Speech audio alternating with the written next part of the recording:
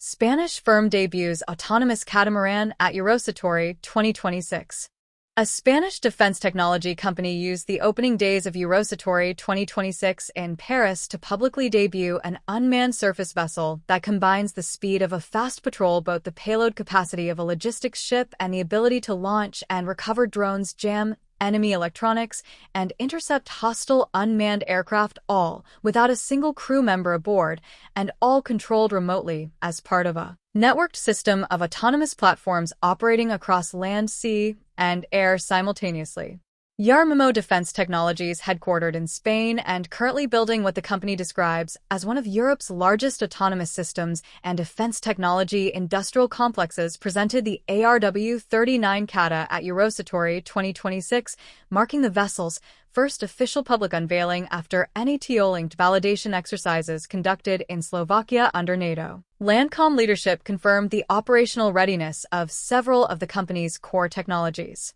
The ARW-39 Cata is a 12-meter, 39-foot, tactical unmanned catamaran with a beam of 3.8 meters, 12.5 feet, constructed from composite materials in a twin-hull configuration that provides the exceptional stability at high speed that a monohull vessel of similar length cannot achieve. According to ARMMO, the vessel reaches speeds between 45 and 50 knots, or roughly 83 to 93 km/h, 52 to 58 miles per hour, giving it the sprint capability to intercept fast-moving surface threats or reposition rapidly across an operational area without the delays that slower patrol vessels impose on mission planning. Its tactical radius extends to 540 nautical miles, or approximately 1,000 kilometers, 621 miles, and it can carry between 800 and 1,200 kilograms, 1,764 to 2,646 pounds of payload, a figure that at the upper end of that range approaches the carrying capacity of some light utility helicopters and provides enough mass for a substantial sensor and weapons package without sacrificing the performance characteristics that make the platform operationally relevant. The catamaran hull form is not an incidental design choice for a platform intended to operate in coastal and littoral environments, which is the shallow, complex nearshore zone between open ocean and land where navies fight the most tactically demanding maritime battles. Catamarans achieve their stability advantage over monohulls by distributing buoyancy across two widely spaced hulls rather than concentrating it in one, which reduces rolling in beam seas and provides a more stable platform for sensors that require precise orientation to function accurately, including radar systems, electro-optical cameras, and signal intelligence equipment. At the speeds ARMMO claims for the ARW-39 Cata, a monohull vessel of equivalent displacement would struggle with seakeeping in any significant wave state, while the catamaran architecture allows the vessel to maintain useful performance in conditions that would force a conventional patrol boat to slow significantly or turn away from the threat axis. ARMMO describes the ARW-39 Cata as integrating intelligence, surveillance, and reconnaissance capabilities, electronic warfare systems, signals intelligence collection equipment, the ability to deploy and potentially recover unmanned aerial vehicles, short-range air defense capability against drone threats, and tactical support functions within its modular payload architecture, which means the specific combination of systems fitted to any given vessel can be reconfigured for different mission profiles without requiring a new platform design. That modularity reflects the same design philosophy that has driven most modern naval unmanned surface vessel programs, including the United States Navy's Medium Unmanned Surface Vehicle Program and the Royal Navy's work with autonomous platforms in littoral environments, which have consistently concluded that a reconfigurable hull is more operationally flexible and more cost-effective over its service life than a platform locked into a single mission type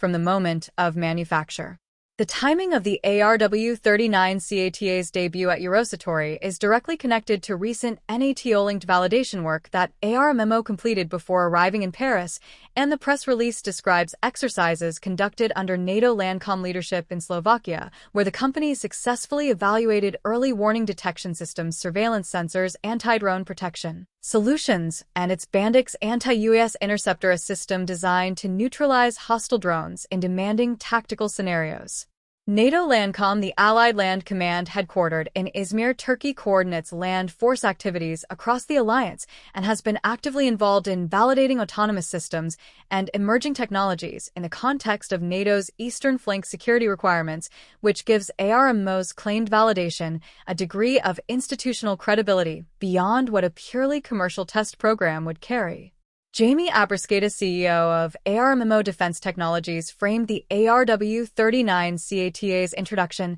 within the company's broader vision of multi-domain autonomous operations. Autonomous systems are transforming the way of operating in all domains, Abrasceta said. With the ARW39 CATA, we expand our capabilities to the maritime environment and advance towards an integrated vision of aerial, land, and naval systems capable of operating jointly in complex scenarios.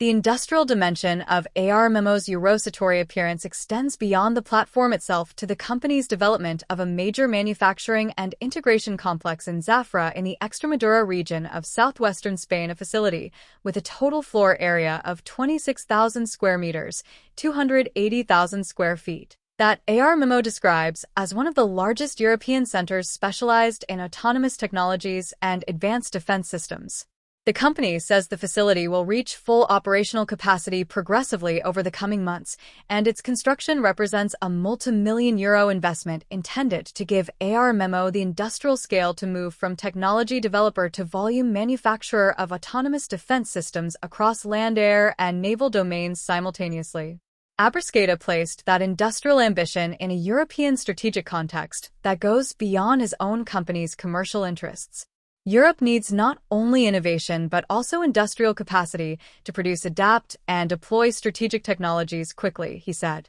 Our objective is to contribute to that technological autonomy from Spain, developing our own capabilities and generating highly qualified employment. The arrival of credible autonomous naval platforms from European companies that are not among the established naval primes, meaning the major traditional warship builders like Naval Group BAE Systems or Fincantieri, reflects a broader democratization of unmanned maritime capability that has been accelerating since the Ukraine war demonstrated the operational effectiveness of relatively cheap autonomous surface and underwater systems against a major naval power. Ukrainian naval drones built by a relatively young domestic industry under wartime pressure have struck Russian naval vessels, disrupted Russian operations in the Black Sea, and demonstrated that unmanned surface systems do not need to be large, expensive, or built by traditional shipyards to have genuine strategic impact, a lesson that has not been lost on the smaller European defense technology companies now competing for the unmanned maritime market that the war has catalyzed.